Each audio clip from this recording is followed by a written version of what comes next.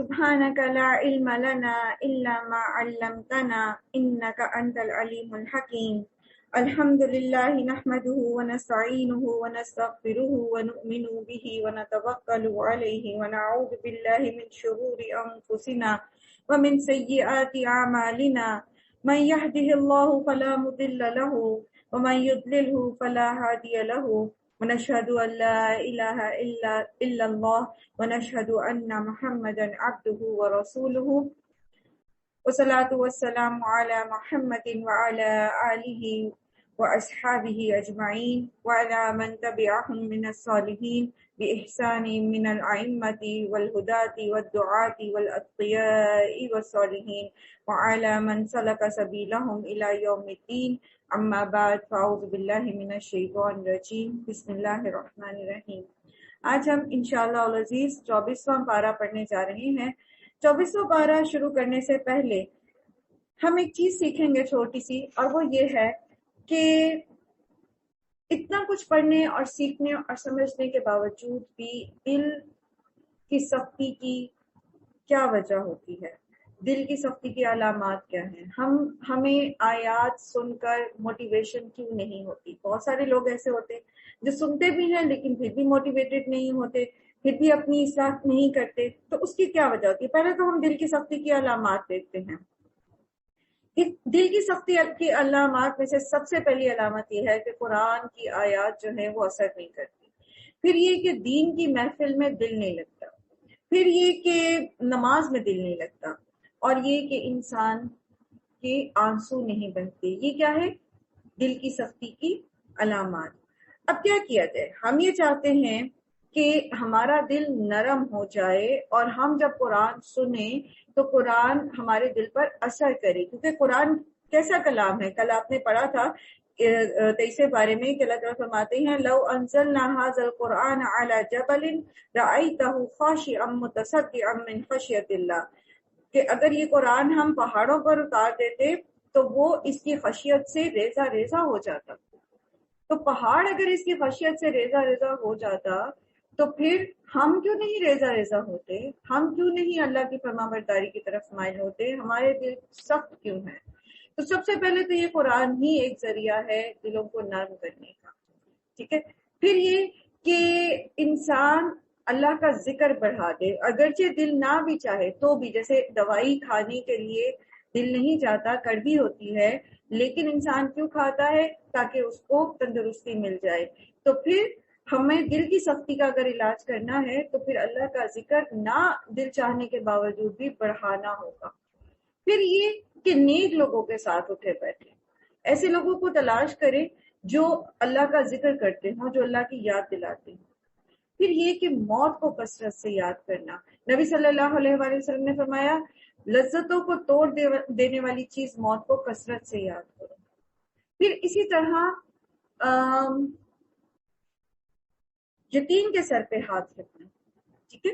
یتیم کے سر پہ ہاتھ رکھنے سے دل میں نرمی پیدا ہوتی ہے. تو اگر آپ کو کہیں ایسا موقع ملے کہ اگر عزیز و اقارب میں کوئی بچے ایسے ہیں چھوٹے جو یتیم ہیں، یا پھر اگر آپ کر سکیں تو آپ یتیم خانہ بھی جا سکتے ہیں. ایسے لوگ جن سے آپ کا واسطہ ہے، جن کو آپ سمجھاتے ہیں اور وہ سمجھ کے نہیں دے رہے، تو ان کے ساتھ آپ یہ پریکٹس کیجئے. ان کو اللہ کی یاد دلائیے، ان کو موت کی یاد دلائیے. پھر اسی طرح قرآن پڑھ کے سنائیے. اگر وہ ویسے نہیں پڑھتے نا، ان کے پاس قریب قرآن کی تلاوت لگا دیجیے. تو قرآن کی تلاوت جو ہے دلوں کو نرم کرتی ہے. بہرحال یہ اس لیے ذکر آیا کیونکہ بہت ساری دفعہ یہ بات سننے میں آئی کہ سنتے ہیں لیکن عمل میں وہ چیز نظر نہیں آتی، یا عمل کرنے کے لیے موٹیویشن نہیں ملتی. تو اس کی وجہ ہوتی ہے دل کی سختی. ٹھیک ہے. آج ہم انشاءاللہ پڑھیں گے 24واں پارہ. اعوذ باللہ من الشیطان الرجیم بسم اللہ الرحمن الرحیم، سورہ زمر آیت نمبر 32. اور اس میں بات ہو رہی تھی کہ قیامت کے دن جب مشرک اور ان کے معبود اور اللہ کے نافرمان لوگ اللہ کے سامنے حاضر ہوں گے اور اپنا معاملہ اللہ کے سامنے پیش کریں گے تو پھر کیا حساب کتاب ہوگا. اعوذ باللہ من الشیطان الرجیم فمن اظلم ممن کذب علی اللہ وکذب بالصدق اذ جاءہ الیس فی جہنم مثوی للکافرین. پھر وہ شخص جو بڑا ظالم، اس سے بڑا ظالم کون ہوگا جس نے اللہ پر جھوٹ باندھا اور جب سچائی یعنی حق، توحید، نبی صلی اللہ علیہ وآلہ وسلم کی دعوت، آپ صلی اللہ علیہ وسلم کی سیرت، صحیح حدیث جب اس کے سامنے آ گئی تو اس نے اسے چھٹلا دیا۔ کیا ایسے کافروں کے لیے جہنم میں کوئی ٹھکانہ نہیں ہے؟ یعنی اب یہ فیصلے کیے جا رہے ہیں نا ان کے، وہ اللہ کے حضور اپنا وہ لے کر آئے ہیں، معاملہ میں لے کر آئے ہیں، تو اب ان کے فیصلے کیے جا رہے ہیں۔ تو ان کو یہ بتایا جا رہا ہے کہ وہ شخص جو حق کو جھٹلانے والا تھا، جس نے محمد صلی اللہ علیہ وسلم کی تعلیمات کو جھٹلا دیا، جس نے توحید کا انکار کر دیا، تو پھر اس کا ٹھکانہ کیا ہے؟ جہنم ہے۔ اور وہ شخص جو سچائی لے کر آیا، یعنی خود پیغمبر صلی اللہ علیہ وآلہ وسلم، اور جنہوں نے اس کو سچ مانا، یعنی آپ صلی اللہ علیہ وآلہ وسلم کے امتی، وہی عذاب سے بچنے والے ہیں۔ انہیں اپنے رب کے ہاں وہ سب کچھ ملے گا جس کی وہ خواہش کریں گے، اور یہ ہے نیکی کرنے والوں کی جزا۔ نیکی کرنے والوں کا بدلہ یہ ہے۔ نبی صلی اللہ علیہ وآلہ وسلم نے فرمایا کہ اگر تم یہ پسند کرتے ہو کہ اللہ اور اس کے رسول تم سے محبت کریں تو 3 باتوں کی حفاظت کرو۔ نیکی کا بدلہ کس کو ملتا ہے؟ محسنین کو ملتا ہے۔ تو اگر تم محسن بننے چاہتے ہو، تم یہ چاہتے ہو کہ اللہ اور اس کا رسول تم سے محبت کرے، تو پھر تم 3 باتوں کی حفاظت کرو، اور وہ کیا ہے؟ سچی بات ہے، جھوٹ سے بچیے۔ جھوٹ چھوٹے سے چھوٹا بھی جھوٹ ہوتا ہے اور بڑے سے بڑا بھی جھوٹ ہوتا ہے۔ پھر یہ کہ امانت کی ادائیگی، امانت ادا نہ کرنا منافق کی نشانی ہوتی ہے، امانت میں خیانت کرنا منافق کی نشانی ہوتی ہے، اور امانت کا مفہوم بہت وسیع ہے، ہم اس کو بہت دفعہ ڈسکس کر چکے ہیں۔ اور پھر یہ کہ اچھا پڑوسی بن کے رہیں، آپ کے ہاتھوں اور آپ کی زبان سے اور آپ کے افعال سے کے شر سے آپ کے پڑوسی کو محفوظ رہنا چاہیے۔ اپنے گھر میں آپ اونچی آواز میں کوئی بھی چیز اگر لگاتے ہیں، خواہ وہ تلاوت ہی کیوں نہ ہو، اگر آپ کا پڑوسی اس کو سننا نہیں چاہتا اور وہ چیز اس کو اس وقت ناگوار ہے، تو اس کا مطلب یہ ہے کہ آپ اس کو تنگ کر رہے ہیں۔ جو کچھ بھی آپ اپنے گھر میں پلے کرتے ہیں، اس کی آواز آپ کے گھر کے اندر رہنی چاہیے، باہر نہیں جانی چاہیے، ٹھیک ہے؟ اسی طرح آپ اپنے گھر کی دیوار پر کیل ٹھوک رہے ہیں اور ساتھ میں کوئی گھر میں سو رہا ہے، آپ اپنی دیوار میں کیل ٹھوک رہے ہیں لیکن اس کی دھمک جو ہے دوسرے کو تنگ کر رہی ہے، تو آپ اپنے پڑوسی کو تکلیف دے رہے ہیں۔ تو اگر ہم یہ چاہتے ہیں کہ اللہ اور اللہ کا رسول ہم سے محبت کرے تو پھر اچھے پڑوسی بنیں، اور اس کے ساتھ پھر پڑوسیوں کی خیر و عافیت بھی معلوم کرتے رہنا چاہیے، ان کے خوشی غمی میں شریک ہونا چاہیے، کوشش کرنی چاہیے کہ ان کے حالات احوال سے ہم باخبر رہیں، تاکہ اگر کبھی ان کو ہماری ضرورت پڑے تو ہم وقت پہ ان کے کام آ سکیں۔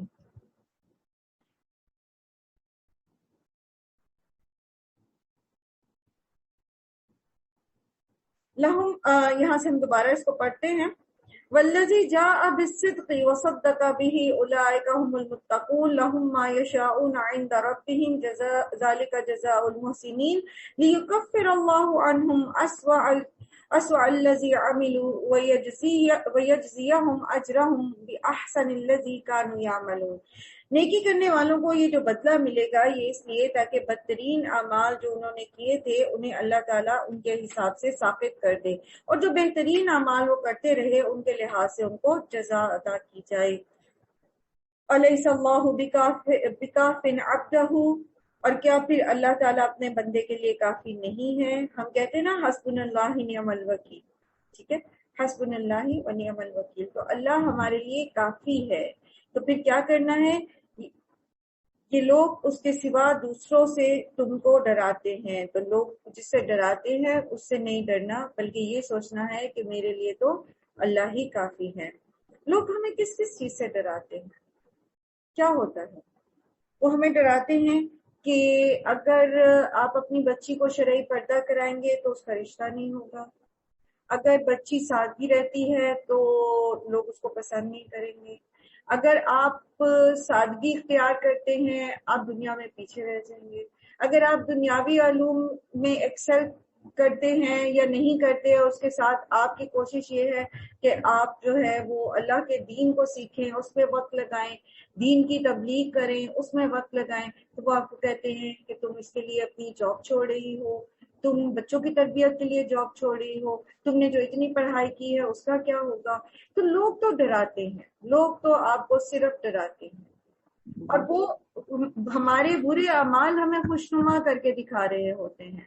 تو ایسا اللہ سبحانہ و تعالیٰ کہتے ہیں کہ آپ کے لیے اللہ کافی ہے، تو آپ لوگوں کی باتوں سے نہ ڈریں، لوگ جو آپ کو ڈرا رہے اس سے نہ ڈریں۔ یاد رکھیے کہ مومن کے ساتھ اللہ ہوتا ہے، جب مومن اللہ کی فرما برداری کرتا ہے تو پھر کیا ہوتا ہے؟ اللہ تعالیٰ اس کے لیے کافی ہو جاتا ہے، اور جس کے لیے اللہ کافی ہو جائے اس کو کون نقصان پہنچا سکتا ہے؟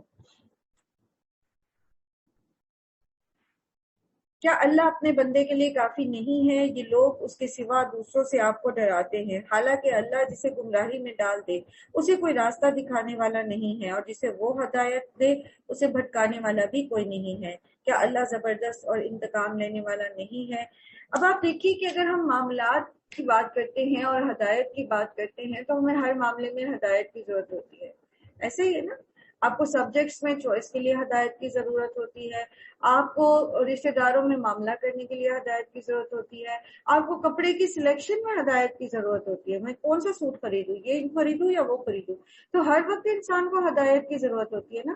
تو جس کی ہدایت اللہ کے ذمے ہے، جس کو اللہ ہدایت دے رہا ہے، ہر معاملے میں، چاہے وہ کسی رشتے کے بیچ میں سلیکشن ہے، چاہے وہ سبجیکٹ کے بیچ میں سلیکشن ہے، چاہے وہ کون سا کام پہلے کروں کون سا کام بعد میں کروں، اس کے بیچ میں چوائس کرنی ہے، چاہے کسی صحیح راستے اور دوسرے راستے کے بیچ میں چوائس کرنی ہے۔ آپ کے سامنے بے شمار چوائسیز ہیں، آپ نے اس میں سے کوئی ایک چیز چوز کرنی ہے۔ تو اگر اللہ تعالیٰ آپ کو ہدایت دیتے ہیں ہر معاملے میں، تو پھر آپ کو کون پیچھے کر سکتا ہے؟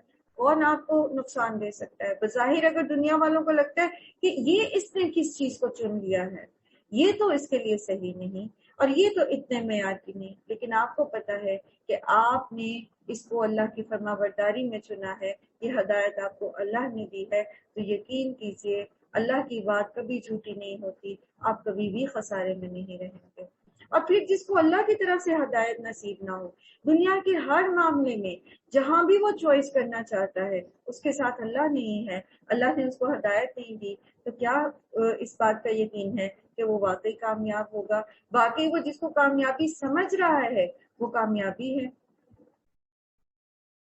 ان لوگوں سے اگر تم پوچھو کہ زمین اور آسمان کو کس نے پیدا کیا ہے تو یہ خود کہیں گے کہ اللہ نے۔ ان سے کہو جب حقیقت یہ ہے کہ تمہارا کیا خیال ہے کہ اگر اللہ مجھے کوئی نقصان پہنچانا چاہے تو کیا تمہاری یہ دیویاں جنہیں تم اللہ کو چھوڑ کر پکارتے ہو مجھے اس کے نقصان سے بچا لیں گی؟ یا اللہ اگر مجھ پر مہربانی کرنا چاہے تو کیا یہ اس کی رحمت کو روک سکیں گی؟ پھر ان سے کہہ دیجئے کہ میرے لیے اللہ ہی کافی ہے، بھروسہ کرنے والے اسی پر بھروسہ کرتے ہیں۔ کتنا اچھا ایک سمجھ لیجئے کہ زندگی میں سکون دینے والی یہ آیات ہیں، یہ فکرے ہیں کہ جب اللہ مجھے کوئی نقصان دینا چاہتا ہے تو کوئی مجھے بچا نہیں سکتا، اور اگر اللہ مجھ پر رحمت کرنا چاہتا ہے تو اس رحمت کو کوئی مجھ سے روک نہیں سکتا۔ تو پھر انسان اپنے آپ کو اللہ کے لیے خالص کر لیتا ہے، پھر وہ ادھر ادھر نہیں دیکھتا، پھر مشکل وقت میں وہ کسی کی طرف نہیں دیکھتا، اور وہ اپنا معاملہ اللہ کے سپورٹ کرتا ہے، اور جو اپنا معاملہ اللہ کے سپورٹ کر دیتا ہے تو پھر اللہ تعالیٰ اس کے لیے کافی ہو جاتا ہے۔ سبحان اللہ۔ اور جس کا ساتھی اللہ ہو تو اسے پھر دنیا اور آخرت میں کس چیز کی فکر ہے؟ اللہ سبحانہ تعالیٰ قرآن کریم میں فرماتے ہیں نا کہ اولیاء اللہ کو نہ کوئی خوف ہوگا نہ کوئی غم ہوگا۔ تو جس کا دوست اللہ ہو، جس کا ولی اللہ بن جائے تو پھر اس کو کیا خوف اور کیا غم؟ ان سے کہہ دیجئے کہ اے میری قوم کے لوگوں، تم اپنی جگہ اپنا کام کیے جاؤ، میں اپنی جگہ اپنا کام کروں گا۔ عنقریب تمہیں معلوم ہو جائے گا کہ کس پر رسوا کن عذاب آتا ہے اور کسے وہ سزا ملتی ہے جو کبھی ٹلنے والی نہیں ہے۔ ہم نے سب انسانوں کے لیے یہ کتاب برحق آپ پر نازل کر دی ہے۔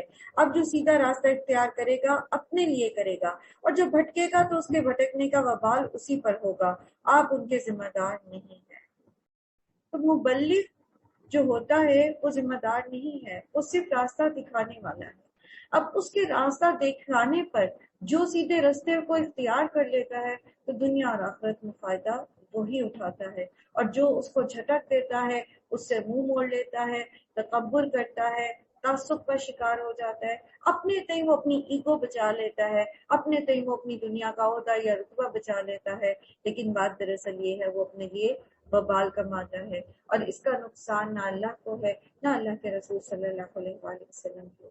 تو جو سیدھے راستے پہ چلتا ہے اپنے فائدے کے لیے چلتا ہے، جو غلط راستے پہ چلتا ہے تو اس کا اپنا ہی نقصان ہے، اور وہ اللہ ہی ہے جو موت کے وقت روحیں قبض کرتا ہے، اور جو ابھی نہیں مرا اس کی روح نیند میں قبض کر لیتا ہے، پھر جب وہ موت کا فیصلہ نافذ کرتا ہے تو اسے روک لیتا ہے اور دوسروں کی روحیں ایک وقت مقرر کے لیے واپس بھیج دیتا ہے۔ اس میں بڑی نشانیاں ہیں ان لوگوں کے لیے جو غور و فکر کرنے والے ہیں۔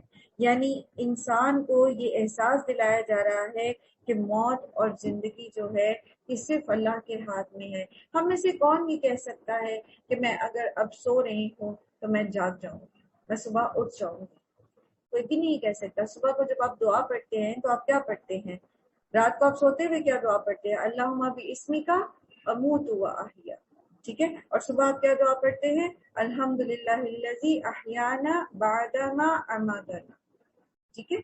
کہ تمام تعریفیں اس کے لیے ہے، اس اللہ کے لیے جس نے مجھے میری موت کے بعد دوبارہ زندہ کیا۔ تو نیند بھی موت کی بہن ہے۔ اور پھر یہ کہ اس میں کیا نشانی ہے؟ اب دیکھیے جب انسان سو رہا ہوتا ہے، وہ کہتے ہیں نا کہ سویا اور مردہ برابر ہوتا ہے، دونوں کو نہیں پتا ہوتا کہ ان کے ساتھ کیا ہو رہا ہے، ان کے ارد گرد کیا ہو رہا ہے، اور وہ سو رہے ہوتے ہیں دونوں۔ جو فوت ہو گیا نہ اس کو کچھ پتا ہے، اور جو سو رہا ہے نہ اس کو کچھ پتا ہے۔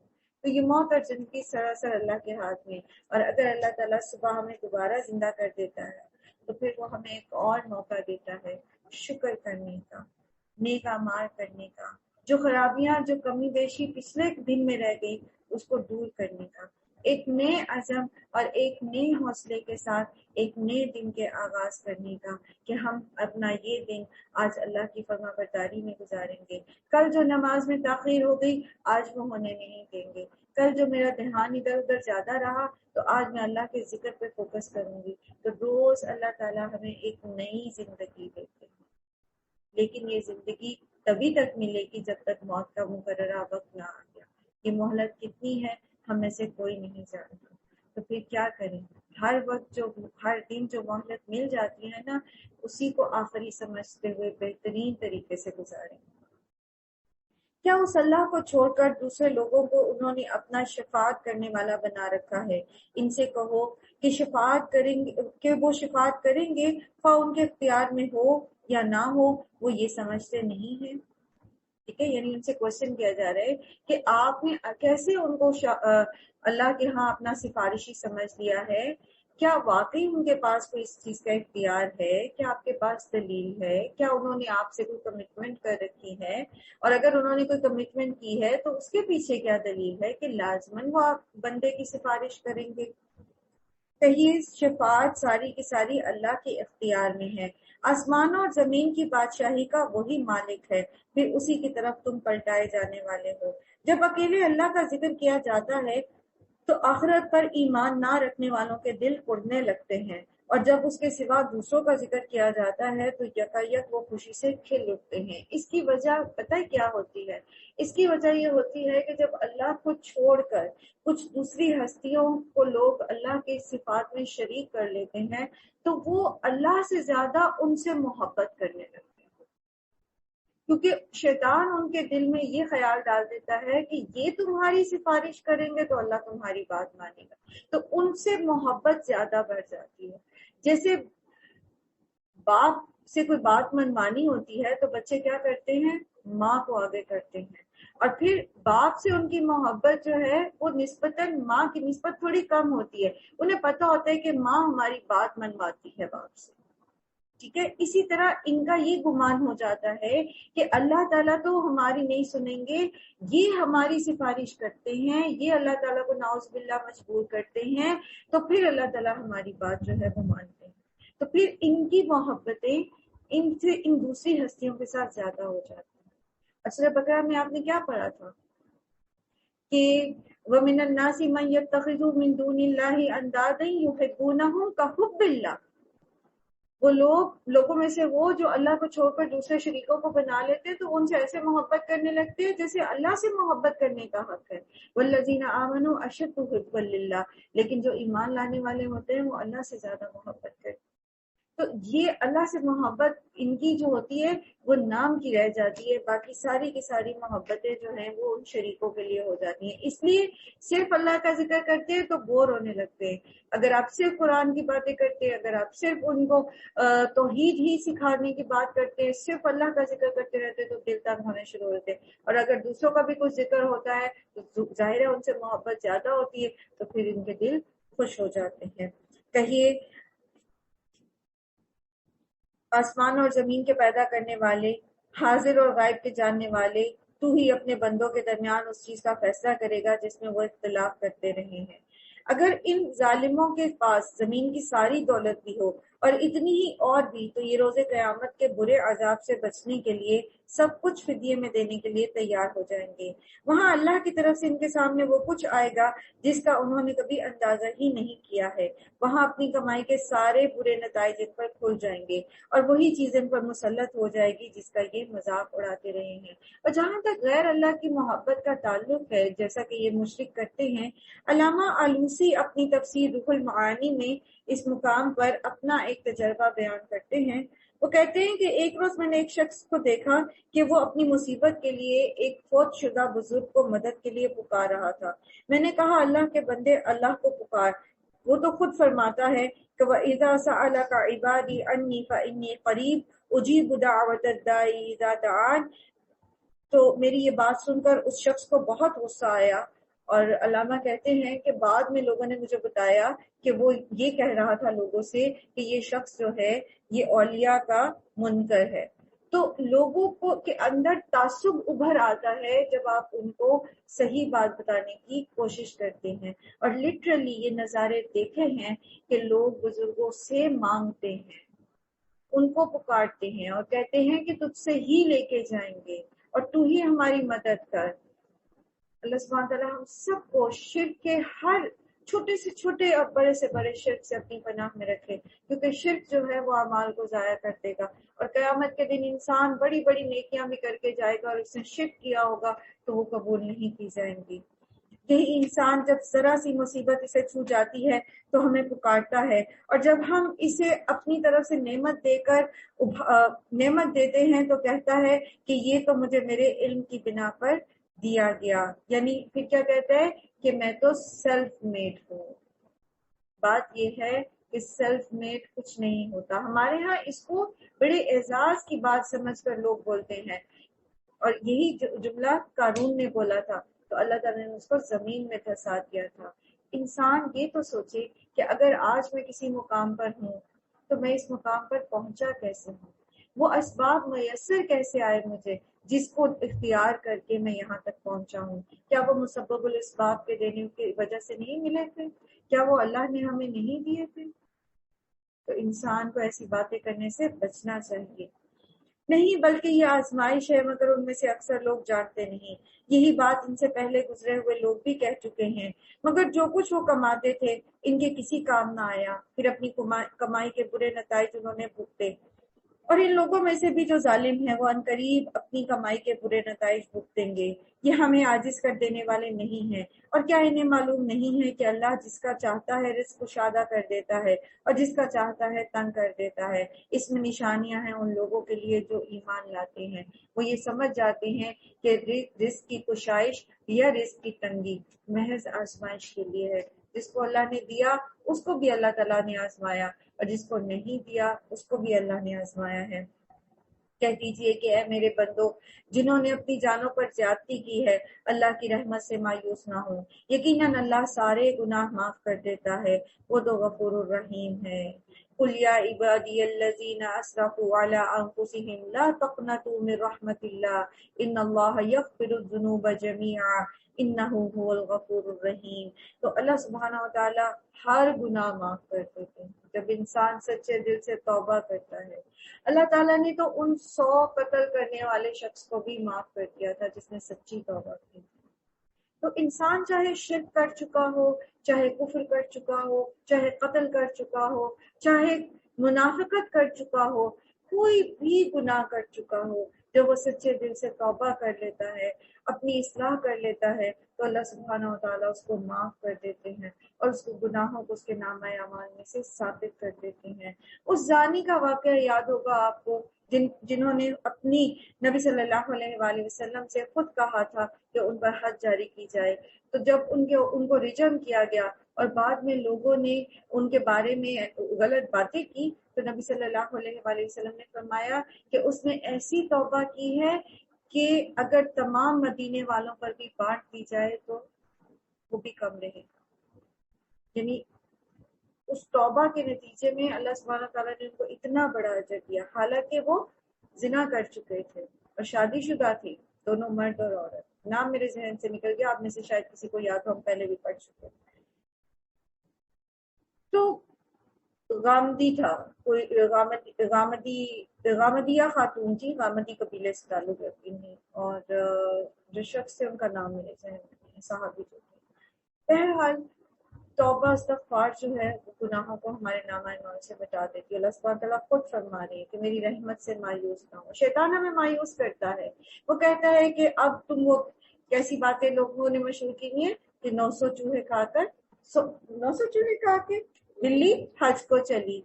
तो ये बातें हैं, लोग हमें कहते हैं लो जी पहले तो तुम ऐसे करती थी, अब तुम बड़ी दीन वाली बन गई हो, और पहले तो तुम ऐसे और ऐसी थी, अब तुमने ये और अपना लिबादा और लिया है।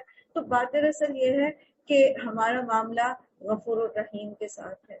जहालत में तो पता नहीं हम क्या कुछ करते रहे, और अभी भी पता नहीं क्या कुछ करते रहते हैं। तो वो बहुत गफूर रहीम है। तो बस इस्तगफार को लाजिम पकड़ लीजिए, लाजिम पकड़ लीजिए, खास तौर पर सहरी के औकात में। और अल्लाह सुब्हानहू व तआला तौफीक दे हम सबको कि अब एक रूटीन बन गई है, आदत पड़ गई है, सहरी के वक्त आंख खुद ब खुद खुल जाती है। तो फिर अल्लाह ताला बाद में भी हमें तौफीक दें कि हम बिस्तर छोड़ के उठ जाए और कुछ नवाफिल पढ़ लें। वो वक्त होता है इस्तगफार का और दुआओं की कबूलियत का। तो इस मौके को कभी भी ज़ाया ना कीजिए। नबी सल्लल्लाहु अलैहि वसल्लम ने फरमाया, जो शख्स ये कहे ला इलाहा इल्लल्लाह वल्लाहु अकबर अल्हम्दुलिल्लाह व सुब्हानल्लाह वला हौला वला कुव्वता इल्ला बिल्लाह, तो उसके सारे गुनाहों का कफारा हो जाएगा, ख्वाह वो समंदर की झाग के बराबर हो। तो रात को उठकर ला इलाहा इल्लल्लाह वहदहु ला शरीका लहु लहुल मुल्कु व लहुल हम्दु व हुवा अला कुल्ली शैइन कदीर पढ़ के ये पढ़िए ला इलाहा इल्लल्लाह वल्लाहु अकबर। बाज़ रवायात में आता है अल्हम्दुलिल्लाह से शुरू होता है, अल्हम्दुलिल्लाह व सुब्हानल्लाहि वला इलाहा इल्लल्लाह वल्लाहु अकबर वला हौला वला कुव्वता इल्ला बिल्लाह। और फिर 3 मरतबा नबी सल्लल्लाहु अलैहि वसल्लम ने फरमाया अल्लाहुम्मा अग़फिरली अल्लाहुम्मा अग़फिरली अल्लाहुम्मा अग़फिरली। तो अल्लाह सुब्हानहू व तआला इस तरह मांगी गई हर दुआ कबूल करते हैं, तो उस वक्त भी आप अपने लिए बख्शिश मांगे। फिर इसी तरह सुबह शाम 100 मरतबा सुभान अल्लाह व बिहम्दिही कहना भी गुनाहों की तरफ से कफारा हो जाता है। फिर इसी तरह एक नमाज से दूसरी नमाज के बीच में किए गए गुनाह जो हैं वो नमाजें जो है इसका कफारा हो जाती हैं। तो देर सिर्फ हमारी तरफ से इस्तगफार की है, हमारी तरफ से नेकियों में जल्दी की है। अल्लाह सुब्हानहू व तआला बहुत गफूर रहीम है, वो हमें बख्शने के लिए तैयार है। बल्कि यूं कहिए कि वो तो बख्शने के लिए मौका ढूंढते हैं कि बंदे को मैं बख्श दूं। वो इस इंतजार में नहीं है कि बंदा मेरे काबू है तो मैं इसको जहन्नुम में फेंक दूं। अल्लाह ताला बहुत रहीम है, बहुत गफूर है।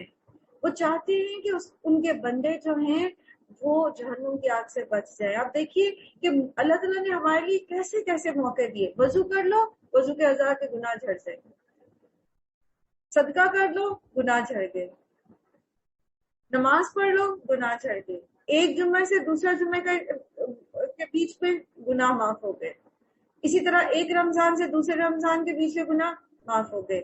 इंसान कोशिश तो करे अल्लाह की फरमा बरदारी करने की। फिर इसी तरह जुल्हज्जा के पहले 10 दिन उनमें की गई इबादत, फिर हज, और बेशुमार ऐसे अल्लाह ताला ने मौके दिए हैं कि बंदा गलती कर लेता है ना, बस अपना अपना गुनाह धो ले, साथ साथ धो ले। तो वो तो इस इंतजार में है कि बंदा तौबा कर ले। देर हमारी तरफ से होती है, और फिर जब हमारे किए का जो है वो खुमियाजा हमें भुगतना पड़ता है, कोई मुसीबत हम पर आती है या खुदा ना खास्ता मौत के वक्त फरिश्ते जहन्नुम से आ जाते, तो फिर इंसान वावेला करना शुरू कर देता है कि हाय ये क्या हो गया और ये क्यों हो गया। یہ مہلت جو ہے، یہ عمل کی جو مہلت ہے، اس میں ہمیں استغفار کر کے اپنے گناہوں کو ساتھ ساتھ اپنے نامہ اعمال کو دھوتے رہنے کی ضرورت ہے۔ وَأَنِيبُوا إِلَى رَبِّكُمْ وَأَسْلِمُوا لَهُ مِنْ قَبْلِ أَنْ يَأْتِيَكُمُ الْعَذَابُ ثُمَّ لَا تُنْصَرُونَ، اور اپنے رب کی طرف پلٹ آؤ اور اس کے فرما بردار ہو جاؤ اس سے قبل کہ تم پر عذاب آ جائے، پھر کہیں سے تمہیں مدد نہیں مل سکے گی، اور پیروی اختیار کر لو اپنے رب کی بھیجی ہوئی کتاب کے بہترین پہلو کی۔ اللہ نے جو کرنے کو کہا ہے کر گزرے، جس سے روکا ہے رک جائے، جس چیز میں عبرت ہے اس سے عبرت حاصل کرے، جس چیز کو بار بار دہرانے کی ضرورت ہے اسے بار بار دہرائیں۔ یہ ہے اس کتاب کا بہترین پہلو۔ قبل اس کے کہ تم پر وہ وقت آ جائے اور پھر تم کو خبر بھی نہ ہو، کہیں ایسا نہ ہو کہ بعد میں کوئی شخص کہے افسوس میری اس کمی پر جو میں اللہ کی جناب میں کرتا رہا۔ تو اللہ کی جناب میں کمی کیا کیا ہے؟ مثال کے طور پر عبادات میں کمی، عبادات کو لاپرواہی سے کرنا، نماز کو لاپرواہی سے پڑھنا، پھر یہ کہ نیکیوں میں ریاکاری کرنا، اللہ سے اجر کی بجائے لوگوں سے اجر کی امید رکھنا، پھر اسی طرح شرک کرنا، یہ سب کیا ہے؟ اللہ کی جناب میں، اس کے حضور میں کمی کرنا، اس کے حق میں کمی کرنا۔ بلکہ میں تو الٹا مذاق اڑانے والوں میں شامل تھا۔ اب یہ دیکھیے، یہ کہنا کتنا کامن ہو گیا ہے کہ لوگ جو ہے وہ اللہ کے شعائر کا مذاق اڑاتے ہیں۔ اب جیسے عید الاضحیٰ آنے والی ہے، اب دیکھیے گا کہ کیسے قربانی کے جانوروں کے اوپر لوگ لطیفے بناتے ہیں، کس طرح اس میں ریاکاری کرتے ہیں، پھر اسی طرح حوروں کے متعلق، جنت اور جہنم کے متعلق، داڑھی پر، پردے پر، اور پتہ نہیں کیا کچھ لوگوں نے جو ہے ہنسی مذاق کے لیے بنا رکھا ہے۔ قرآن کریم میں اللہ تعالیٰ فرماتے ہیں کیا تمہیں اللہ اور اس کا رسول بھی ملا ہے ہنسی مذاق کے لیے؟ تو یہ کتنی بڑی بات ہے، کتنی گھناؤنی بات ہے۔ اللہ سبحانہ و تعالیٰ کے نزدیک یہ اتنی بری بات ہے کہ وہ جہنمی جو ہے وہ کہے گا یہ کہ میں نے تو دین کا مذاق بنا لیا تھا۔ بہت ڈرنے کی بات ہے، ایسی کوئی چیز جو ہے نہ تو ہماری سماعت سے گزرے اور نہ ہی ہماری زبان سے نکلے۔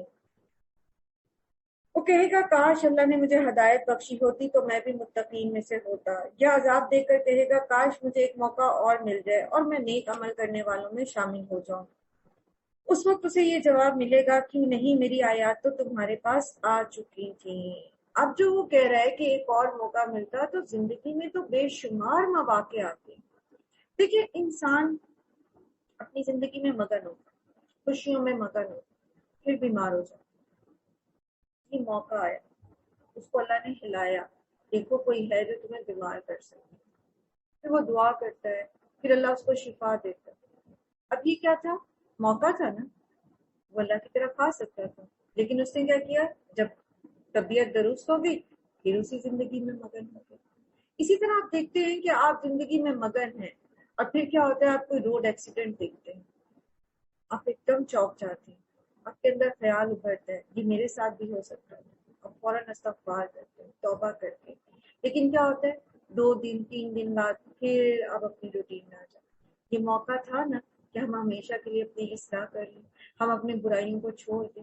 تو مواقع تو زندگی میں بہت آتے ہیں، پھر کبھی انسان مایوس ہو رہا ہوتا ہے، بہت تکلیف میں ہوتا ہے، پھر اللہ تعالیٰ اس کی دعا قبول کرتے ہیں، اللہ اس کی من چاہی چیز اس کو دے دیتے ہیں۔ تو یہ موقع ہوتا ہے کہ وہ خوش ہو جائے، اللہ کا شکر ادا کرے، اس چیز کو اللہ کی فرما برداری میں لگائے، شکر ادا کرے اور نعمتوں کو اور بڑھوائے۔ لیکن کیا ہوتا ہے؟ انسان اس نعمت میں مگن ہو جاتا ہے اور وہ بھول جاتا ہے کہ کبھی وہ اپنے رب کو پکارا بھی کرتا تھا۔ یہ موقع تھا نا اس کے پاس۔ آپ اسپتال جاتے کسی کے عیادت کے لیے، آپ دیکھتے ہیں وہاں اتنے لوگ بیمار ہیں، آپ کہتے ہیں اللہ تیرا شکر ہے کہ مجھے تو نے اس بیماری سے بچا کے رکھا۔ پھر باہر نکلتے ہیں اسپتال سے، دل کی کیفیت بدل جاتی، پھر اپنی زندگی میں مگن ہو جاتے۔ یہ موقع تھا کہ ہم ان گناہوں سے توبہ کر لیتے جو ہم کرتے ہیں۔ تو زندگی میں بہت سارے مواقع آتے ہیں، مرنے کے بعد کوئی موقع نہیں ملے گا۔ There will be no second chance۔ اب اس وقت تو اللہ تعالیٰ بار بار چانسز دیتے ہیں، بار بار مواقع دیتے ہیں کہ انسان اللہ کی طرف پلٹ جائے۔ اللہ تعالیٰ اس سے کہیں گے کیوں نہیں، میری آیات تیرے پاس آ چکی تھی، پھر تو نے انہیں جھٹلایا اور تکبر کیا اور تو کافروں میں سے تھا۔ آج جن لوگوں نے اللہ پر جھوٹ باندھا ہے، قیامت کے روز تم دیکھو گے کہ ان کے منہ کالے ہوں گے۔ کیا جہنم میں متکبروں کے لیے کافی جگہ نہیں ہے؟ یعنی کافی جگہ ہے، سارے متکبر اس میں سما جائیں گے۔ اس کے برعکس جن لوگوں نے یہاں تقوی اختیار کیا، ان کے اس اسباب کامیابی کی وجہ سے اللہ ان کو نجات دے گا۔ یعنی نجات کا جو انحصار ہے وہ کس پر ہے؟ تقوی پر۔ ان کو نہ کوئی گزن پہنچے گا اور نہ وہ غمگین ہوں گے۔ اللہ ہر چیز کا خالق ہے اور وہی اس پر نگہبان ہے۔ زمین اور آسمان کے خزانوں کی کنجیاں اسی کے پاس ہیں، اور جو لوگ اللہ کی آیات سے انکار کرتے ہیں وہی گھاٹے میں رہنے والے ہیں۔ ان سے کہیے پھر کیا اے جاہلو، تم اللہ کے سوا کسی اور کی بندگی کرنے کے لیے مجھ سے کہتے ہو؟ تمہاری طرف اور تم سے پہلے بھیجے گئے انبیاء کی طرف بھی یہی وحی بھیجی جا چکی ہے کہ اگر تم نے شرک کیا تو تمہارے اعمال ضائع ہو جائیں گے اور تم خسارے میں رہو گے۔ لئن اشرکت لَيَحْبَطَنَّ عَمَلُكَ وَلَتَكُونَنَّ مِنَ الْخَاسِرِينَ۔ تو شرک جو ہے وہ نیکیوں کو ضائع کر دیتا ہے۔ اور پھر یہ کہ جب انسان کو یہ پتا ہو کہ تمام چیزوں کا خالق اور پھر اس کا کارساز، یعنی ان چیزوں کو فیسیلیٹیٹ کرنے کے لیے، ان چیزوں کو برقرار رکھنے کے لیے جو کچھ ہے وہ مہیا کرنے والا اللہ ہی ہے اور اس کے پاس اس کے خزانے، تو پھر وہ کسی کو بھی اس کے ساتھ شریک نہیں کرتا۔ اسے پتا ہے کہ میرا رب خود خزانوں کا مالک ہے، اس کو کسی کی سفارش کی، کسی کی ضرورت نہیں، کسی کی مدد کی ضرورت نہیں ہے۔ ان لوگوں نے اللہ کی قدر ہی نہیں کی جیسا کہ اس کی قدر کرنے کا حق تھا۔ اس کی قدرت کا حال تو یہ ہے کہ قیامت کے روز پوری زمین اس کی مٹھی میں ہوگی اور آسمان اس کے داہنے ہاتھ میں لپٹے ہوئے ہوں گے۔ پاک اور بالا تر ہے وہ اس شرک سے جو لوگ اس کے ساتھ کرتے ہیں۔ سبحان اللہ۔ آپ 24واں پارہ پڑھ رہی ہیں، پورے پارے میں بارہا آپ اللہ سبحانہ وتعالیٰ کی معرفت سیکھتے آ رہے ہیں۔ بار بار آپ یہ چیزیں سیکھتے ہیں کہ کیسے اللہ سبحانہ وتعالیٰ کامل قدرت رکھتا ہے، کیسے اس کے پاس غیب کے خزانے ہیں، کیسے اس کے پاس ہر چیز کے خزانے ہیں، کیسے وہ واحد ہے، لا شریک ہے، کیسے اس نے اتنی بڑی کائنات تخلیق کی، کیسے وہ ایک ایک چونٹی، ایک ایک ذرے کو اس کا رزق مہیا کر رہا ہے، کیسے وہ پوری کائنات کو قائم رکھنے والا ہے، کس طرح سے سارے کام کر رہا ہے، اور اس میں اس کو کسی کی مدد کی ضرورت نہیں۔ خود اللہ تعالیٰ آپ کو بتاتے ہیں وہ کہیں پر نہیں تھکتے، ان کو کبھی اونگ نہیں آتی، ان پر کسی کی ان زمین و آسمان کی حفاظت ان کو تھکاتی نہیں ہے۔ وَلَا يَئُودُهُ حِفْظُهُمَا وَهُوَ الْعَلِيُّ الْعَظِيمُ، اور وہ بلند ہیں اور وہ عظمت والے ہیں اور وہ العزیز ہیں، ہر صفت میں وہ غالب ہیں، کہیں پر بھی کوئی ان کو مغلوب نہیں کر سکتا۔ تو جب آپ یہ سب کچھ جانتے ہیں اور آپ سے کہا جاتا ہے کہ بتائیں کہ پھر وہ خالق اور مالک کون ہے، آپ کہتے ہیں اللہ ہے، اور پھر آپ اس ہستی کے ساتھ اسی کی مخلوق میں سے کسی کو شریک کر دیتے ہیں۔ اس کا مطلب کیا ہے کہ آپ نے اللہ کو پہچانا ہی نہیں۔ وما قدر اللہ حق قدرہ، جیسا کہ اللہ کو پہچاننے کا، اللہ تعالیٰ کی معرفت حاصل کر کے اس کی عبادت کے لیے اپنے آپ کو خالص کرنے کا، ہر طرح کے شرک سے بچنے کا حق تھا، وہ آپ نے کیا ہے، تو پھر کوئی فائدہ نہیں ہوگا کچھ بھی پڑھ لینے کا، کچھ بھی سیکھ لینے کا۔ اس لیے جو پڑھتے جا رہے ہیں، جو سیکھتے جا رہے ہیں، اس پر شعور کے ساتھ غور و فکر کریں اور اللہ سے دعا کریں کہ اللہ تعالیٰ ہمیں عمل کی توفیق بھی دے۔ ہم اللہ کا حق ادا کر نہیں سکتے، ہم تو اپنے آپ، اپنے وجود کی تخلیق کا ہی اس کے سامنے شکریہ ادا نہیں کر سکتے، لیکن بہرحال ہم شرک نہ کر کے توحید کے اوپر قائم رہ کر اللہ سبحانہ و تعالیٰ کے سامنے سچے تو ہو سکتے ہیں نا کہ اللہ تعالیٰ ہم نے کسی کے آپ کے ساتھ شریک نہیں کیا تھا۔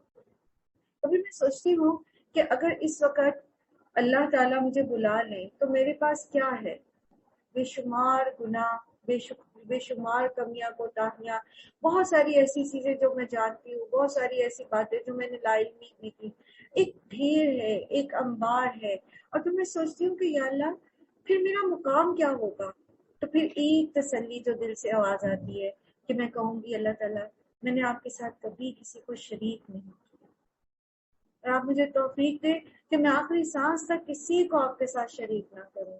تو یہ جو لا الہ الا اللہ ہے، یہ کلمہ میزان میں اگر ایک طرف داہنا پلڑا بالکل خالی بھی ہوگا نا، اور اس میں یہ لا الہ الا اللہ ڈال دیا جائے گا تو وہ پلڑا جھک جائے گا۔ بہت ضروری ہے کہ ہم توحید کا علم حاصل کریں، بہت ضروری ہے کہ ہم شرک کا علم حاصل کریں، ہمیں پتا ہو کہ شرک کی کیا کیا اقسام ہیں، شرک خفی کیا ہوتا ہے، وہ شرک اصغر کیا ہوتا ہے، وہ ریاکاری کرنا کیا ہوتا ہے، وہ دوسروں سے اجر کی طلب کرنا کیا ہوتا ہے، وہ نیکی کے کام دنیا کے کمانے کی خاطر کرنا کیا ہوتا ہے۔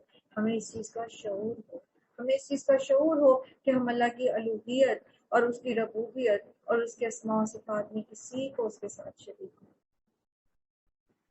اللہ تعالیٰ فرماتے ہیں وما قدر اللہ حق قدرہ والارض جمیعا قبضتہ یوم القیامۃ والسماوات مطویات بیمینہ سبحانہ وتعالی عما یشرکون، اور پاک اور بالا تر ہے وہ شرک سے جو لوگ اس کے ساتھ کرتے ہیں، اور اس روز سور پھونکا جائے گا اور وہ سب مر کر گر جائیں گے جو آسمان اور زمین میں ہیں سوائے ان کے جنہیں اللہ زندہ رکھنا چاہے۔ یہ کون ہوں گے؟ صحابہ نے بھی پوچھا تھا نبی صلی اللہ علیہ وآلہ وسلم سے، تو آپ صلی اللہ علیہ وآلہ وسلم نے فرمایا جبرائیل، میکائیل، اسرافیل اور ملک الموت، اور پھر آخر میں اللہ سبحانہ وتعالیٰ بالترتیب اسی طرح ان کو بھی موت دے دیں گے، کیونکہ سوائے اللہ کے اور کسی کو بقا نہیں ہے، اور پھر اللہ سبحانہ وتعالیٰ سب کو دوبارہ زندہ کریں گے اور پھر ان کو ان کا حساب کتاب کیا جائے گا۔ پھر دوسرا سور پھونکا جائے گا اور یکایک سب اٹھ کر دیکھنے لگیں گے۔ یہاں پر دو سور کا ذکر آیا ہے۔ سورہ نمل میں آپ پہلے ایک نفخہ اول کے بارے میں پڑھ چکے ہیں، اور وہ ہے نفخۃ الفزع، جس وقت لوگوں پر گھبراہٹ طاری ہو جائے گی۔ وہ پہلی وہ جو زلزلے جس کے ساتھ جس نفخہ کے ساتھ جو ہے وہ زلزلے آنے شروع ہوں گے، یوم ترجف الراجفہ تتبعها الرادفہ، وہ اس کے بعد نفخہ ثانی ہوگا جس میں پھر سب لوگ مر جائیں گے، سب کچھ ختم ہو جائے گا، اور پھر ہوگا نفخہ جو تیسرا نفخہ ہے، اور اس کو کہتے ہیں حدیث سے میں پتہ چلتا ہے نفخۃ القیام لرب العالمین، رب العالمین کے لیے کھڑے ہو جانے کے لیے جو تیسرا نفخہ یعنی دوبارہ زندہ کرنے کے لیے جس کا یہاں پر اشارہ ہے وہ پھونکا جائے گا۔ زمین اپنے رب کے نور سے چمک اٹھے گی، کتاب اعمال لا کر رکھ دی جائے گی، انبیاء اور تمام گواہ حاضر کر دیے جائیں گے، لوگوں کے درمیان ٹھیک ٹھیک حق کے ساتھ فیصلہ کر دیا جائے گا اور ان پر کوئی ظلم نہ ہوگا، اور ہر متنفس جو کچھ بھی اس نے عمل کیا تھا اس کا پورا پورا بدلہ دیا جائے گا۔ لوگ جو کچھ بھی کرتے ہیں اللہ اس سے خوب واقف ہے۔ تو یاد رکھیے نامہ اعمال لائے جائیں گے، ہماری رپورٹ کارڈ دی جائے گی، فَأَمَّا مَنْ أُوتِيَ كِتَابَهُ بِيَمِينِهِ فَيَقُولُ هَاؤُمُ اقْرَءُوا كِتَابِيَهْ إِنِّي ظَنَنتُ أَنِّي مُلَاقٍ حِسَابِيَهْ۔ پھر وہ جس کو دائیں ہاتھ میں کتاب دی جائے گی، نامہ اعمال دیا جائے گا، تو وہ کہے گا آؤ آؤ میری رپورٹ کارڈ پڑھو، مجھے یقین تھا میرا حساب کتاب ہوگا۔ آخرت کے اوپر یقین رکھنے والوں کے نامہ اعمال اچھے ہوں گے کہ وہ کانشیس ہو کے عمل کریں گے۔ وَأَمَّا مَنْ أُوتِيَ كِتَابَهُ بِشِمَالِهِ فَيَقُولُ يَا لَيْتَنِي لَمْ أُوتَ حِسَابِيَهْ وَلَمْ أَدْرِ مَا حِسَابِيَهْ۔ وہ کہے گا کہ ہائے میری خرابی، ہائے افسوس، مجھے کیوں میرا نامہ اعمال پکڑا دیا گیا، اور میں تو جانتا ہی نہیں تھا کہ یہ حساب کتاب کیا ہوگا۔ جو آخرت کو ذہن میں نہیں رکھتے عمل کرتے ہوئے تو پھر ان کے اعمال بھی اچھے نہیں ہوتے، اور پھر ان کا نعوذ باللہ انجام بھی ایسا ہوگا۔ اللہ تعالیٰ ہم سب کو اپنی پناہ میں رکھے، اور اللہ تعالیٰ ہم سب کو ہر عمل کرتے ہوئے ہماری نیتوں کو اپنے لیے خالص رکھیں، اور بول کے ہم اپنے آپ کو ریئلائز کرائیں کہ جو بھی میں نیکی کا کام کروں، جو بھی میں عمل کر رہی ہوں، یا اللہ وہ صرف تیرے چہرے کی چاہت میں، صرف تیری خاطر کریں۔ چاہے وہ کسی مریض کی عیادت ہو، چاہے وہ گھروں کے کام ہے، چاہے وہ بچوں کے کو نہلانا دھلانا ہے، چاہے وہ شوہر کی فرما برداری ہے، چاہے وہ سسرال والوں کی خدمت ہے، جو بھی کام ہے یا رب العزت، جو بھی کام ہے، صرف اس لیے کیونکہ حقوق العباد بھی تو تیرے ہی حکم سے ہے نا، تو میں صرف تیری رضا کی خاطر کروں، اور لوگوں سے صلے کی طلب نہ رکھ، لوگوں سے صلہ نہ مانگ۔ ہسبینڈ میری تعریف کرے، ساس میری تعریف کریں، بچے مجھے اکنالج کریں، اور نہ انہیں جتائیں میں سارا دن تمہارے لیے کھپتی ہوں، سارا دن میں یہ کام کرتی ہوں، اور میرا جو ہے وہ یہ حال ہو گیا ہے تمہیں کہہ کے، تو نہ کہیں۔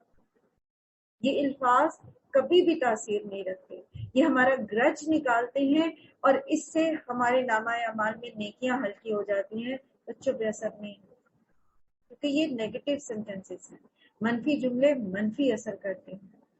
اس میں بھی مثبت جملے بولا کریں، جب بہت غصہ آئے بچوں پر تب بھی انہیں کہیں اللہ تمہیں ہدایت دے، اور اللہ ان کے سامنے اللہ سے دعا کرے، اللہ میرے بچوں کو ہدایت دے، اللہ تمہیں آسانیاں دے، تم یہ کام کیوں کر رہے ہو، میں نے تم سے پہلے بھی کہا تھا، اللہ تمہارے لیے خیر کرے، اللہ تمہارے لیے آسانیوں کے دروازے کھول دے، اللہ تمہیں دنیا اور آخرت میں عافیت نصیب کرے، عادت بنا لیں ان جملوں کو بولنے کی، اللہ تمہیں دین کا علم دے، اللہ تمہیں دین میں تفقہ دے، غصے میں بھی یہی جملے بولا کریں، پھر دیکھیے گا ان کا اثر بھی ہوگا انشاءاللہ۔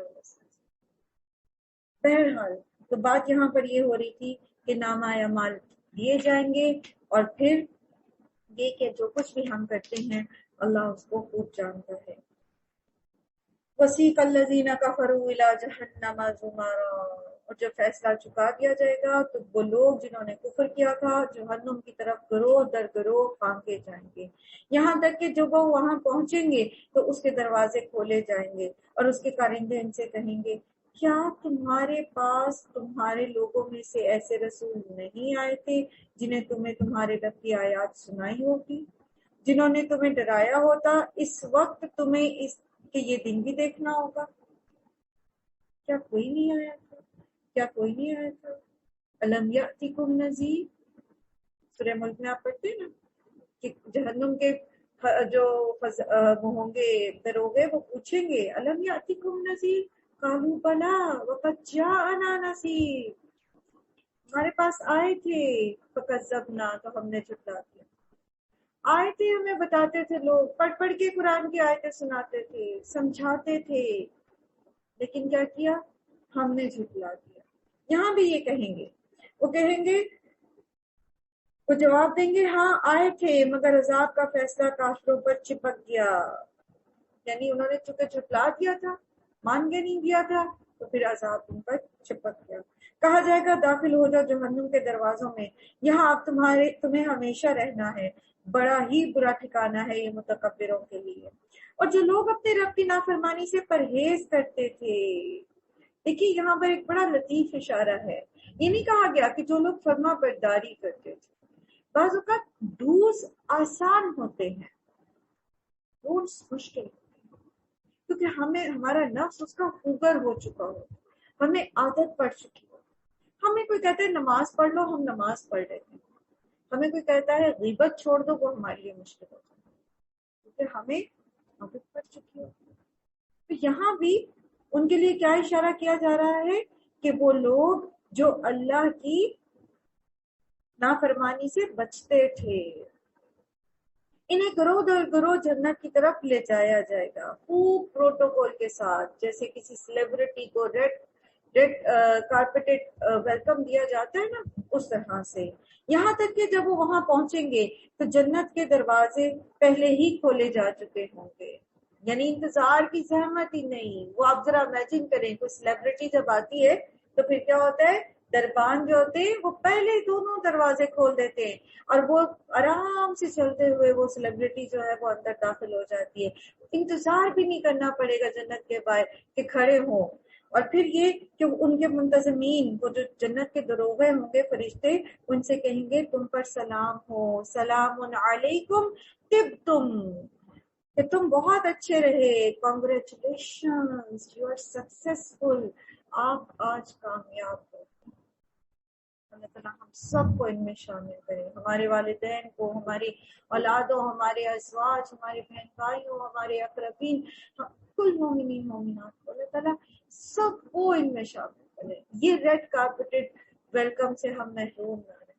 اور یہ کون لوگ ہوں گے جنہیں اللہ تعالیٰ جہنم کی سزا سے بچا کر جنت میں داخل کر دے گا؟ یہ اولین لوگ ہوں گے جن کو ویلکم کیا جائے گا. جو جہنم میں سزا بھگت کے پھر جنت میں جائے گا تو اس کا تو معاملہ کچھ اور ہوگا نا.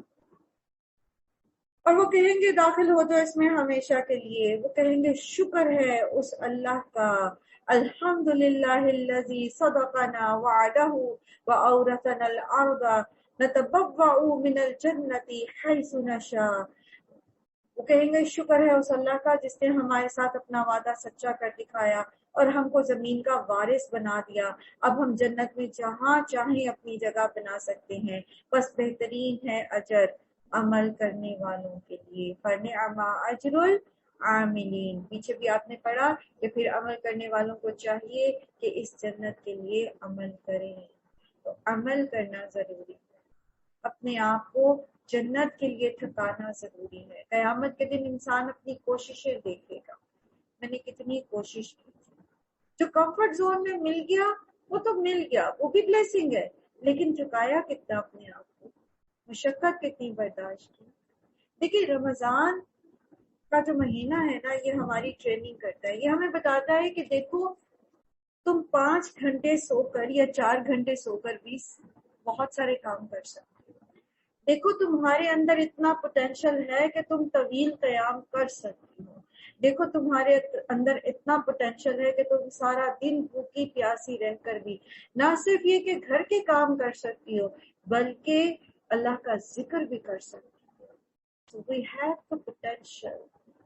بس ہمیں ریکگنائز کرنے کی ضرورت ہے، اور یہ ریکگنیشن اللہ سبحانہ و تعالی رمضان میں ہم سے کراتے ہیں کہ ہم اپنا پوٹینشل پہچانیں، ہم کیا کر سکتے.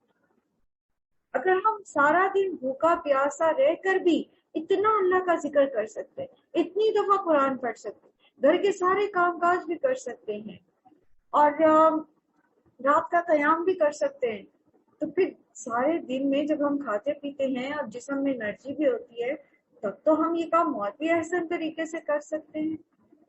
کیا خیال ہے؟ سے دعا کیجیے، یا مقلب القلوب ثبت قلبی علی دینک، ربنا لا تزغ قلوبنا بعد إذ هديتنا وهب لنا من لدنك رحمة إنك أنت الوهاب. اس مہینے میں اللہ تعالیٰ نے جو ہمیں ہدایت دی ہے، اس مہینے کے بعد بھی ہمیں اس کے اوپر ہی رکھیے گا. لا تزغ قلوبنا بعد إذ هديتنا.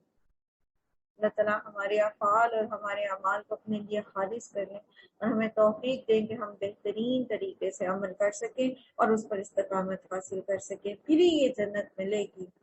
اور تم دیکھو گے فرشتے عرش کے گرد حلقہ بنائے ہوئے اپنے رب کی حمد اور تسبیح کر رہے ہوں گے، اور لوگوں کے درمیان ٹھیک ٹھیک حق کے ساتھ فیصلہ چکا دیا جائے گا اور پکار دیا جائے گا کہ حمد ہے اللہ رب العالمین کے لیے. سورۃ المؤمن. بسم اللہ الرحمن الرحیم.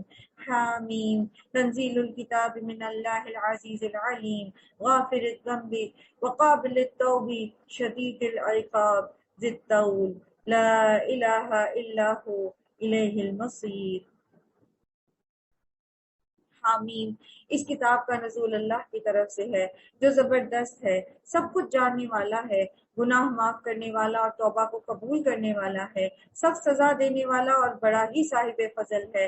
کوئی معبود اس کے سوا نہیں، اسی کی طرف سب کو پلٹنا ہے. اللہ کی آیات میں جھگڑے نہیں کرتے مگر صرف وہ لوگ جنہوں نے کفر کیا ہے. اس کے بعد دنیا کے ملکوں میں ان کی چلت پھرت آپ کو کسی دھوکے میں نہ ڈال دے. اکثر بچے بھی یہ سوال کرتے ہیں نا کہ اگر کافر اللہ کے لیے ناراضگی کے کام کر رہے ہیں، اگر کافروں سے اللہ تعالیٰ ناراض ہے تو پھر دنیا میں ان کو اتنی ترقی کیوں ملتی ہے؟ تو اللہ تعالیٰ فرما رہی ہے کہ ان کی چلت پھرت آپ کو کسی دھوکے میں نہ ڈال دے. ان سے پہلے نوح علیہ السلام کی قوم بھی جھٹلا چکی ہے اور اس کے بعد بہت سے دوسرے جتھوں نے بھی یہ کام کیا ہے. ہر قوم اپنے رسول پر جھپٹی تاکہ اسے پکڑ لے۔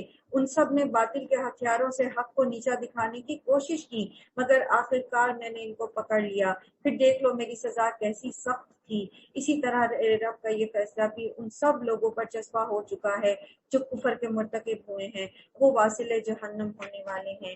یہ سوال ہم سب کے ذہن میں آتا ہے نا کہ کفار کو ترقی کیوں ملتی ہے؟ تو بات دراصل یہ ہے کہ اللہ سبحانہ و تعالیٰ کسی کا حق نہیں رکھتے اپنے پاس۔ کافر دنیا میں جو بھی اچھے کام کرتے ہیں، جو بھی نارمز اختیار کرتے ہیں، اور پھر وہ دنیاوی طور پر دنیا کمانے کے لیے جتنی بھی مشقت کرتے ہیں، اللہ تعالیٰ ان کو دنیا میں دے دیتے ہیں اس کا اجر، ٹھیک ہے؟ آخرت میں پھر ان کے لیے کچھ نہیں ہوتا۔ اور پھر بعض اوقات آپ دیکھتے ہیں کہ کوئی شخص بہت ظالم ہے، لیکن اس کو اللہ تعالیٰ نے نعمتیں بھی بہت دے رکھی ہیں، جیسے فرعون تھا۔ تو بات دراصل یہ ہے، وہ ہے اللہ تعالیٰ کا استدراج کا قانون۔ اللہ تعالیٰ اس کو ڈھیل دے رہے ہیں کہ تاکہ وہ زیادہ سے زیادہ اپنے لیے سزا کما سکے۔ الذين يحملون العرش ومن حوله يسبحون بحمد ربهم ويؤمنون به ويستغفرون للذين آمنوا ربنا وسعت كل شيء رحمة وعلما فاغفر للذين تابوا واتبعوا سبيلك وقهم عذاب الجحيم ربنا وادخلهم جنات عدن التي وعدتهم ومن صلح من آبائهم وأزواجهم وذرياتهم إنك أنت العزيز الحكيم۔ حاملین عرش فرشتے جو عرش کے گرد و پیش حاضر رہتے ہیں، سب اپنے رب کی حمد کے ساتھ اس کی تسبیح کر رہے ہیں۔ وہ اس پر ایمان رکھتے ہیں اور ایمان لانے والوں کے حق میں دعائے مغفرت کرتے ہیں۔ وہ کہتے ہیں، اے ہمارے رب، تو اپنی رحمت اور اپنے علم کے ساتھ ہر چیز پر چھایا ہوا ہے، بس معاف کر دے اور عذاب دوزخ سے بچا لے ان لوگوں کو جنہوں نے توبہ کی ہے اور تیرا رستہ اختیار کیا ہے، اے ہمارے رب، اور داخل کر ان کو ہمیشہ رہنے والی ان جنتوں میں جن کا تو نے ان سے وعدہ کیا ہے، اور ان کے والدین اور ان کے ازواج اور ان کی اولاد میں سے جو صالح ہوں ان کو بھی وہاں ان تک پہنچا دے۔ تو ہم چاہتے ہیں اور ہم لوگوں سے کہتے ہیں ہمارے لیے دعا کریں۔ تو بات دراصل یہ ہے کہ فرشتے ہمارے لیے دعائیں کریں گے۔ اللہ کی وہ مخلوق جو اللہ کی کبھی نافرمانی نہیں کرتی، جیسے اگر ہم استغفار کرتے ہیں، توبہ کرتے ہیں، تو حاملین عرش فرشتے نہ صرف ہمارے لیے بلکہ ہمارے عزیز و اقارب کے لیے بھی دعا کرتے ہیں۔ پھر اسی طرح جب آپ نماز پڑھ کے مصلی پر بیٹھے رہتے ہیں جب تک کہ وضو نہیں ٹوٹ جاتا، تو ایک فرشتہ مسلسل ہمارے لیے دعا کرتا رہتا ہے، اللہم اغفر ہو، اللہم ارحم ہو۔ پھر اسی طرح جب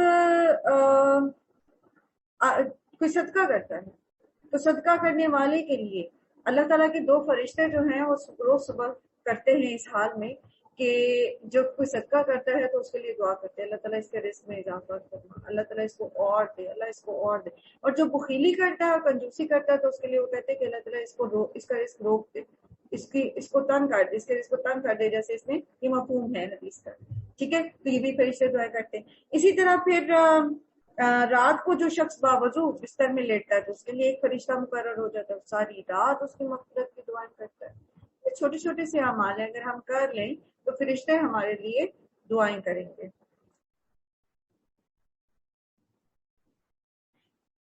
انک انت العزیز الحکیم، بے شک تو قادر مطلق اور حکیم ہے۔ اور بچا ان کو ان برائیوں سے جس کو تو نے قیامت کے دن برائیوں سے بچا دیا، اس پر تو نے بڑا رحم کیا، اور یہی بڑی کامیابی ہے۔ یعنی ہمارے لیے پھر نیک اعمال کی بھی دعا کرتے ہیں وہ۔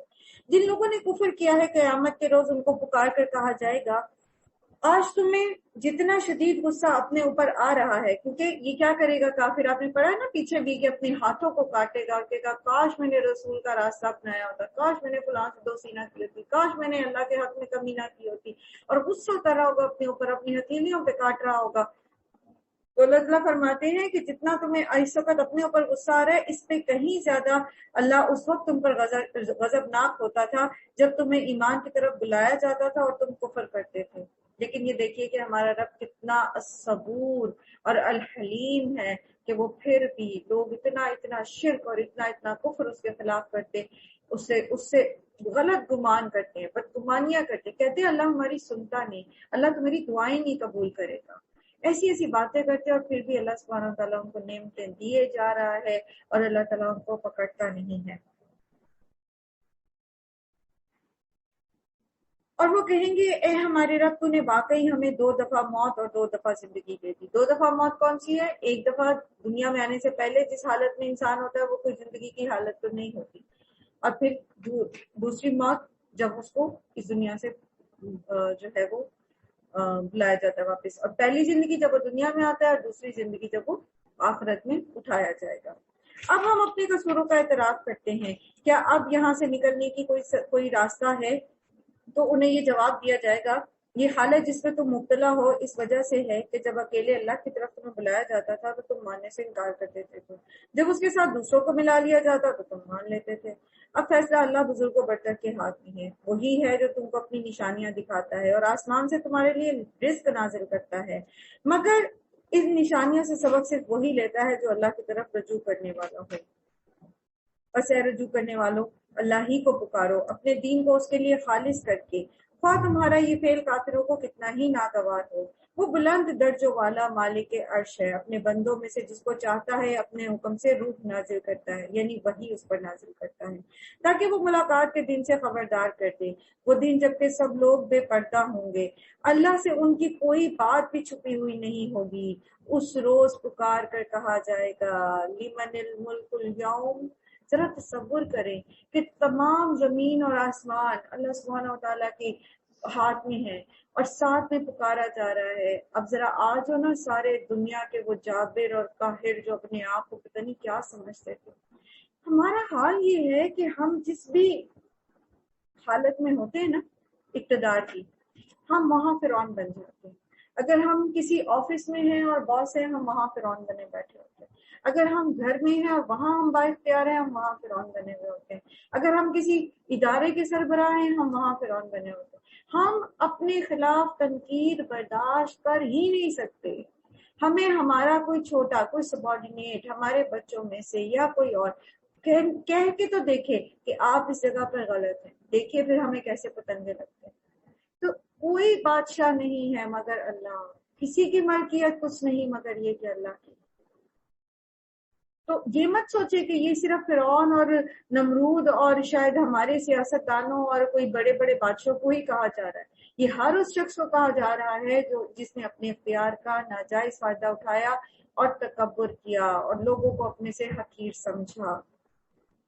اس دن کہا جائے گا لمن الملک اليوم، اور پھر کیا جواب آئے گا للہ الواحد القہار، صرف اللہ واحد قہار کی بادشاہت ہے. الیوم تجزی کل نفس بما کسبت، تو اس دن ہر شخص کو اس کی کمائی کا بدلہ دیا جائے گا جو اس نے کمائی کی. آج کسی پر کوئی